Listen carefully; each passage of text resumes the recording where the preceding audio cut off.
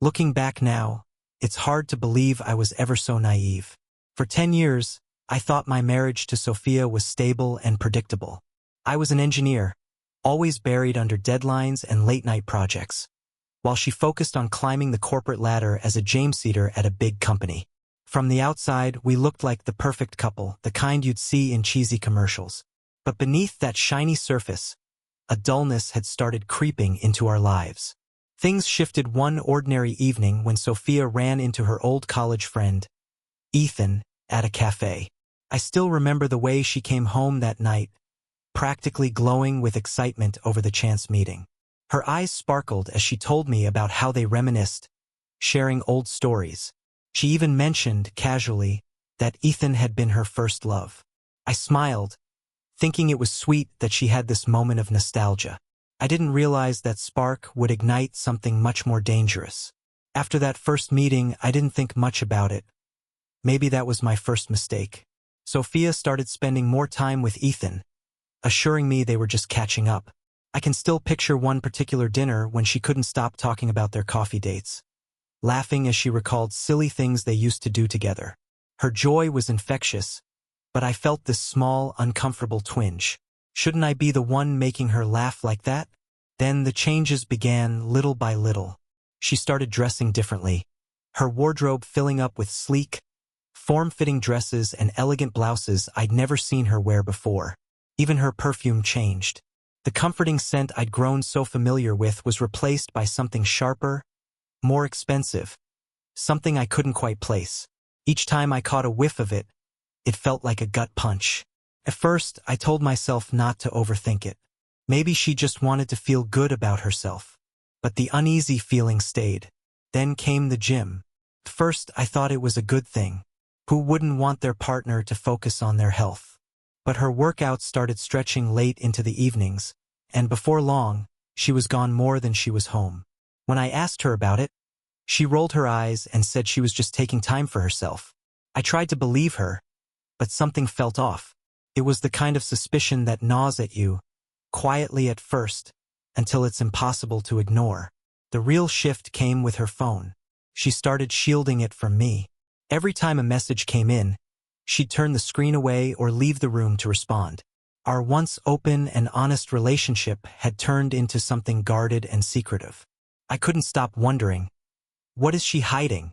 It all came to a head at a party at Daniel and Clara's place. I watched Sophia from across the room, laughing just a little too hard at one of Ethan's jokes. There was this sparkle in her eyes, mischievous, almost flirtatious, that I hadn't seen in years. Clara, always blunt, leaned over to me and asked, "Is everything okay between you two? Sophia seems really happy lately." I forced a smile, waved her off, and muttered something about everything being fine. But inside, I was unraveling. Could Sophia really be cheating? The thought made me feel sick. That night, lying in bed next to her, I couldn't sleep. Every peaceful breath she took felt like a reminder of how far apart we'd grown. I finally decided to bring it up cautiously at first. "Don't you think you've been a little distant lately?" I asked one evening. She shrugged and laughed it off. "You're imagining things," she said. "Everything's great." But her tone, the flicker of irritation in her eyes, it didn't feel great. When I couldn't hold it in any longer, I asked her outright if there was someone else. She laughed, louder this time, like the idea was absurd. "That's ridiculous," she said, and quickly changed the subject. But her reaction didn't put me at ease. If anything, it only made me more certain that something was very, very wrong. Felt like a slap in the face. Feeling helpless, I turned to Daniel for support. We'd been friends for years, and he could see the turmoil I was going through.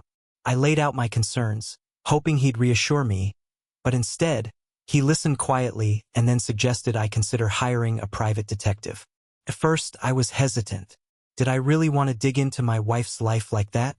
But as the days went on, the uncertainty gnawed at me, and finally, I made the call. Victor, the detective, was a no-nonsense guy who took my suspicions seriously. I remember explaining everything to him, feeling a mix of hope and dread. He promised to gather evidence using surveillance techniques I'd only seen in movies. I had no idea how much my life would change in the coming weeks. The waiting was agonizing. Every time Sophia came home late or didn't answer her phone, the tension in me grew. It was like a ticking time bomb. I spent so many sleepless nights, lost in my thoughts, imagining the worst. Could she really betray me? I wanted to believe she wouldn't, but each passing day made the fear of the unknown grow stronger. The more I tried to brush it off, the more glaring Sophia's changes became. At first, I thought I was being paranoid. After all, what husband doesn't want his wife to feel confident? But her wardrobe shifted dramatically. Gone were the comfortable, laid-back outfits I was used to seeing her in. They were replaced by form-fitting dresses that hugged her figure, elegant blouses that shimmered under the light, and high heels that made her legs look amazing. I'd catch glimpses of her in the mirror, and a part of me swelled with pride. She looked stunning. But another part of me felt a growing unease. Who was she dressing for? Even her perfume changed. Sophia had always worn a subtle scent that felt like home, but now it was something new, richer, more expensive. I never thought I'd be the kind of guy to feel jealous over a perfume, but here I was, wondering who she was trying to impress. When I asked her about it, she'd just smile and say it was a little treat for herself. But her casual responses only deepened my suspicions. Then came the gym. At first I welcomed it. Good for her, I thought. Maybe she was just taking charge of her health. But what started as a positive change quickly spiraled. Suddenly, Sophia was working out nearly every day. At first, she'd come home not long after I got back from work. But soon, she began coming home much later, often after I'd already settled in for the night. When I asked her about it, she'd shrug and insist it was all part of her plan to get fit and have some personal time. It was hard to argue with that, but I couldn't ignore how much her confidence had shifted. It was almost like she was walking through life with a newfound swagger. I found myself watching her closely, too closely. Every time her phone buzzed, she'd whip it away, silencing it before I could see anything.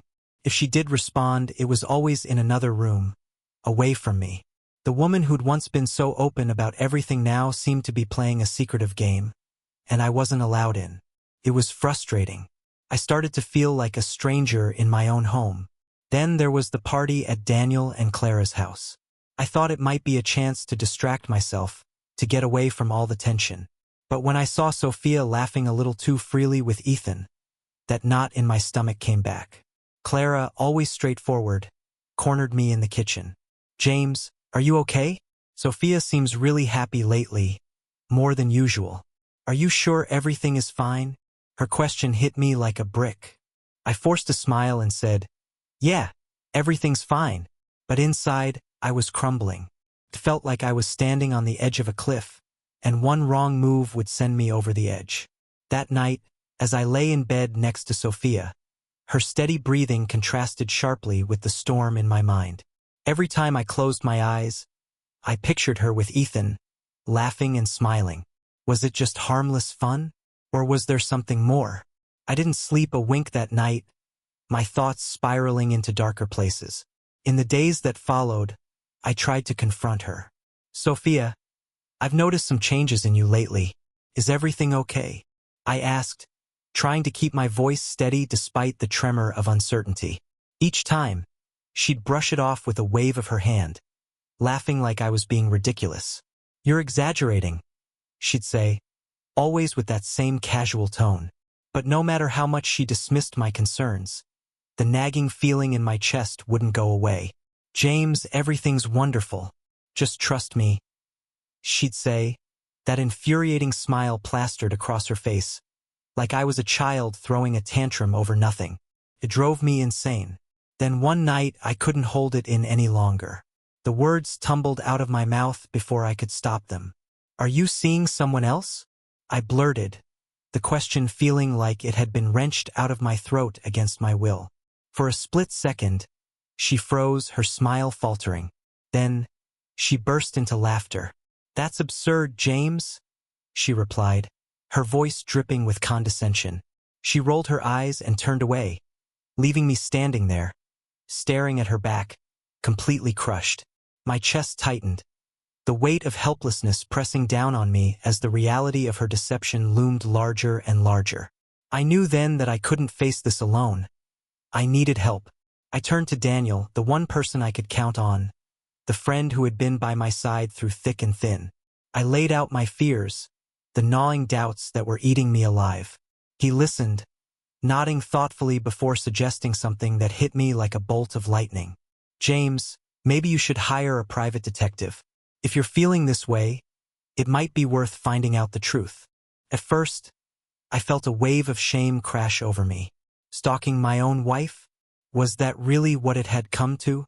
But as the days dragged on, each sleepless night filled with unanswered questions and growing doubt, his suggestion began to take root in my mind. The weight of uncertainty became unbearable. I needed answers, no matter how painful they might be. So, after days of tormenting myself, I finally made the call. The decision felt like a heavy burden, but deep down, I knew it was the only way forward. I met with Victor, the private detective, in a cramped office cluttered with papers and surveillance equipment. The walls were lined with photos of people caught in compromising situations, a grim reminder of why I was there. Sitting across from him, a stranger who was about to dig into my wife's secrets, felt surreal. "Tell me everything," Victor said, his voice calm but commanding, as though he had seen heartbreak and betrayal countless times before. So I told him. I laid out all my suspicions. The sudden changes in Sophia's wardrobe, her obsessive gym visits, the late nights, the secrecy with her phone. Each word felt like a dagger, cutting deeper into my chest as I relived every painful moment that had brought me to this point. "I'll get to the bottom of this," he assured me, his tone unwavering. "I have the tools to gather the evidence you need. You'll know the truth soon enough." His confidence sparked a flicker of hope in me, but it was quickly overshadowed by fear of what he might uncover. Over the next few weeks, Victor became my lifeline. He followed Sophia, documenting her every move, every suspicious activity. Then came the day he called me with his first findings. "James, I have some footage I think you need to see," he said, his voice steady but serious. My heart raced as I drove to his office, dread pooling in my stomach. I sat across from him, bracing myself for what felt like the beginning of the end. He started with photographs. The first one showed Sophia laughing across a table from Ethan at a cafe. They looked so at ease, so comfortable together. Their chemistry was undeniable, even through the lens of a camera. My fists clenched involuntarily. This wasn't just a friendly reunion. It was something much more intimate. Then came the videos. Each clip showed them together at different locations, their interactions sending a fresh wave of nausea through me. Finally, Victor pulled up screenshots of text messages. "These are conversations you need to see," he said gravely. My breath caught in my throat as I read through the messages. At first, they seemed harmless. Casual banter, shared memories. But as I scrolled further, the tone shifted. Flirty comments, playful teasing, and plans to meet up, all laced with a sense of urgency that made my skin crawl. My world narrowed to just me, Victor, and the evidence laid bare before us. "This isn't just a friendship, James," he said, his words cutting through the silence. "This is something much deeper." I sat there, staring at the photos and messages, grappling with a storm of emotions. Anger, heartbreak, disbelief. I had spent so long convincing myself that Sophia wouldn't betray me, but now the truth was glaring back at me like a neon sign. And then, a darker thought crept into my mind. I didn't just want to confront her. I wanted to leave a James on her, a wound as deep and lasting as the one she'd inflicted on me. I felt the seed of revenge plant itself in my heart, growing stronger with every passing second. "I want to gather more evidence," I told Victor, my voice steady even though I was barely holding it together inside. "I want everything. I need to know every single detail of what she's been doing." He nodded, his expression calm. He'd seen this transformation before, the shift of a betrayed husband into someone driven by sheer determination and, yes, vengeance. As days turned into weeks, I became consumed by the growing pile of evidence. Victor continued his work, documenting Sophia's meetings with Ethan, trips to hotels, dinners at upscale restaurants, and those intimate moments that seemed to drive a wedge deeper into our marriage. Every photograph, every report, added fuel to the fire inside me. It ignited a rage I struggled to keep contained. One evening, after a grueling day at work, I came home to find Sophia curled up on the couch, her attention glued to her phone. She looked up and smiled at me. That smile, the one that used to feel warm but now cut like a dagger. "Hey, how was your day?" she asked, her tone casual as if everything was perfectly normal. "Just the usual," I replied, forcing my voice to stay even while a storm raged inside me. "How about you?" "Oh, just busy with work," she said with a casual wave, dismissing the question as if it was unimportant.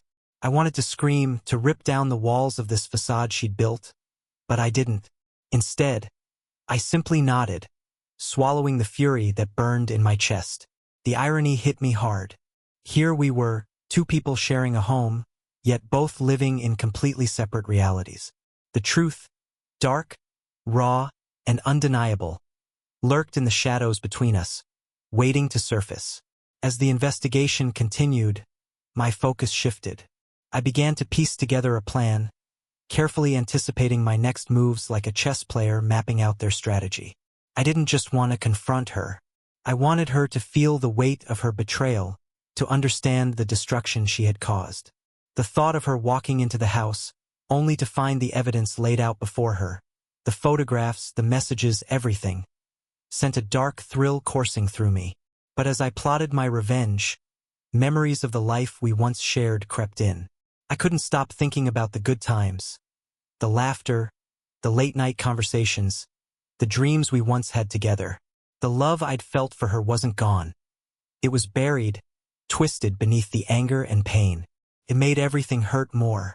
How could this woman, the one who had meant everything to me, now feel like a stranger? The ache in my chest was unbearable. But with every new piece of evidence, my resolve hardened.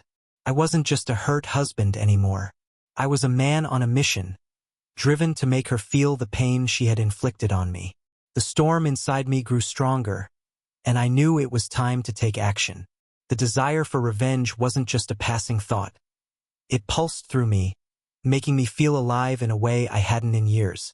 One evening, I went to a bar a little off the beaten path, hoping to find someone who could help me in my scheme. The place was quiet, filled with the murmur of strangers and the soft clinking of glasses. That's where I met Natalia.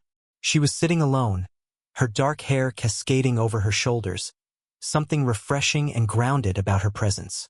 We struck up a conversation, and it didn't take long for me to realize she was exactly what I needed. Natalia was open and sincere, sharing stories about her own struggles and the heartaches she'd faced. She had just come out of a rough relationship and was searching for herself again. Much like I was, the connection between us felt natural, even comforting. I wasn't looking for love. I was looking for an accomplice, and Natalia fit the role perfectly. After a few casual meetups, I invited her to my home. It was risky, I knew that, but the thrill of it all was intoxicating. That night, we talked and laughed for hours. The tension between us crackled like static, and for the first time in a long while, I felt liberated. Natalia listened without judgment, her presence a salve to my bruised ego. But in the back of my mind, I knew this was all part of my plan. Just as things started to heat up between us, I heard the front door open. Sophia was home earlier than I'd expected. My heart raced as adrenaline surged through me. For a split second, I hesitated, questioning everything. But then I reminded myself why I was doing this, why she deserved this. I needed her to feel the shock, the betrayal, the devastation I had felt. The bedroom door was slightly ajar, and I could hear her footsteps approaching. The sound sent a jolt of energy through me. When she pushed the door open, her face froze in shock, her expression a mix of disbelief and horror. I was sprawled across the bed with Natalia, who looked just as shocked to see Sophia as I had imagined she would. But inside, I felt triumphant. "James, what the hell?" Sophia's voice trembled, her face a storm of shock and anger. For a moment, she stood frozen in the doorway, her expression shifting from disbelief to fury. I didn't respond. I just met her gaze, savoring the devastation on her face. This was the first blow, the painful taste of her own medicine, and I reveled in it. The hurt in her eyes was unmistakable, and for the first time in what felt like forever, I felt satisfaction. A dark, vindictive satisfaction. She opened her mouth to speak, but no words came out. I could almost see the storm of thoughts racing through her mind as she turned to leave. I called after her, my voice cutting through the tension like a knife. How does it feel, Sophia, to walk in on something you didn't expect? The irony dripped from my words, but I wasn't done. This was only the beginning. That night, I took my plan a step further. Using the evidence Victor had collected, photographs, videos, screenshots of her conversations with Ethan, I put together a detailed package. Then, I sent it anonymously to her colleagues at work, including her boss. The fallout was swift and brutal. Within days, Sophia was called into a meeting with management. I watched from a distance, lurking in the shadows as the scandal erupted. My heart raced, torn between fear and exhilaration. I knew I was crossing a line, but it felt justifiable. This was the revenge I'd craved. She had taken so much from me, and now it was her turn to face the consequences. Later that week, Daniel called me, his voice frantic. "James, have you heard what's happening with Sophia? There's a huge scandal at her company. She's being questioned about her behavior." I couldn't help but chuckle, the satisfaction swelling within me. "Yeah, I heard," I replied casually, playing it cool. It's a shame she got caught up in something like that. The taste of her downfall was bittersweet. Even as I tried to mask it, I felt a rush of dark glee knowing she was finally facing the music for her choices. Sophia's world began to unravel.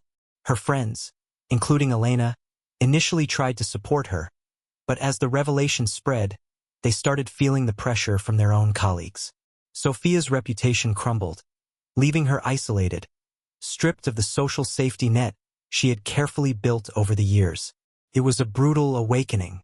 The look on her face when she realized the full extent of the damage was something I'll never forget. She had built her life on lies, and now it was collapsing around her. I wasn't just inflicting pain. I was forcing her to confront the reality of her actions, to feel the full weight of her betrayal. But even as I reveled in this newfound power, doubts crept in during the quiet of the night. Was this the right thing to do? Was I becoming the very monster I despised? I shook the thoughts away, convincing myself this was justice. I was balancing the scales, and revenge was my only comfort now. I wouldn't stop until she understood the true cost of her betrayal. After everything that had transpired, the divorce felt inevitable. The air between us was thick with tension and resentment as we moved into the legal proceedings. It was the final chapter of a marriage that had once been full of love and promise, but had now become a battlefield. I remember sitting in that cold, sterile courtroom, my palms sweating as I waited for the proceedings to begin. The gavel's sharp echo rang in my ears, a harsh reminder of the reality we were facing. Sophia sat across the room, her expression shifting between defiance and despair. She looked tired, her once vibrant eyes dulled by the weight of everything she had brought upon herself. During the hearings, she clung to any thread of justification she could muster. James had an affair with another woman, she argued, her voice tinged with false indignation, as if that one statement could absolve her of the years of deceit. It was almost laughable how she believed it might sway the court. But the evidence Victor had gathered was damning. The photographs, the messages, the video footage. It painted a clear, undeniable picture of her infidelity and betrayal. As the evidence was laid out, Sophia's attempts to shift blame crumbled under the weight of the truth. Watching her squirm under the judge's scrutiny, exposed and vulnerable, I felt a wave of vindication wash over me. All her efforts to justify herself fell apart, leaving her with nothing but the reality of her actions. Her world had unraveled, and as much as I wanted to say I felt closure, a part of me knew the scars of her betrayal would linger. Daniel and Clara sat beside me for support, their presence a comforting anchor in the chaos. They whispered quiet words of encouragement, reminding me I wasn't alone. True friends standing by me during such a tumultuous time was a small comfort, but it made enduring the emotionally charged proceedings just a bit easier. Every exchange in that courtroom was laced with bitterness and resentment, accusations and memories trading blows like weapons. I couldn't ignore the pain in Sophia's eyes. It was there, plain as day, but alongside it came a sense of release. The truth was finally out, and she could no longer hide behind her lies. It was a painful process, one that dredged up memories of happier times. But I reminded myself why I was here. This wasn't about clinging to the past. It was about reclaiming my life and moving forward. "James, you've changed," Sophia said to me one day, her voice sharp with anger as she tried to twist the blame back onto me. "You're not the man I married." It was a low blow, and for a moment her words stung. But then, clarity washed over me. "No, I'm not," I replied, my voice calm and steady. "I'm someone who's finally standing up for himself." The court hearings dragged on, each session like a slow-moving storm, but I could feel the walls closing in on Sophia. She had lost her grip on the narrative, and the truth was catching up to her. I was no longer the hurt, betrayed husband. I was a man fighting for my dignity and a fresh start. Eventually, the court ruled in my favor. When the judge's decision was announced, it felt like a weight had been lifted off my shoulders. A final seal on a toxic chapter of my life. Sophia lost not only her marriage but also her reputation and the respect of those around her. As the gavel fell, I felt an odd mixture of relief and sadness. The love we'd once shared had been replaced by bitterness, and I knew there was no going back. As I walked out of the courtroom, a rush of emotions hit me. Anger, sadness, and the faintest glimmer of hope. I had endured the worst, and now it was time to look ahead. The world was wide open, and I was free to reclaim my life, to redefine who I was. Sophia's betrayal had pushed me to my breaking point, but it had also ignited a fire in me, a drive to rise above the chaos and become something greater. In the days that followed, as the dust settled, I reflected on everything that had happened. I had lost a part of myself in the battle, but I was determined to emerge stronger. With Daniel and Clara's support and the hard lessons I'd learned, I knew I could start fresh. The scars would always remain, but they became reminders of how far I'd come and the strength I discovered within myself. After the divorce, I stood at a crossroads, staring down a new chapter that was both daunting and exhilarating. The weight of Sophia's betrayal had lifted, leaving behind a profound sense of liberation. I had emerged from the ashes, ready to rebuild. Deepening my connection with Natalia was the first step. Seeing her felt like a breath of fresh air. She didn't just understand the pain I'd been through. She offered the compassion and connection I'd been craving for so long. Our relationship blossomed into something meaningful, and I found solace in her presence. With every shared conversation and laugh, I began to rediscover parts of myself I thought I'd lost. We talked for hours about our dreams, our mistakes, and everything in between. For the first time in years, I felt truly understood. Alongside this newfound relationship, I made the gym my sanctuary. It became my ritual, a place to channel my frustrations, reclaim my body, and rebuild my confidence. Each drop of sweat felt like a release, shedding the remnants of my old life and stepping into a stronger version of myself. The transformation wasn't just physical. It was a powerful reminder of my resilience. I started setting new fitness goals and taking pride in the progress I made. With my personal growth, my career also became a priority. I realized how much I had neglected my professional ambitions during my marriage, letting them take a back seat to the turmoil at home.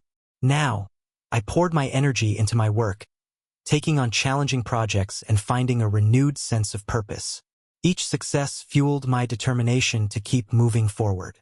Inspired by this momentum, I began planning a trip abroad, a journey to free myself from the haunting memories of the past. I needed to step outside my comfort zone, to explore new cultures and experiences. The thought of immersing myself in the unfamiliar filled me with excitement. It was a chance to reset, to rediscover who I was without the shadows of my old life looming over me.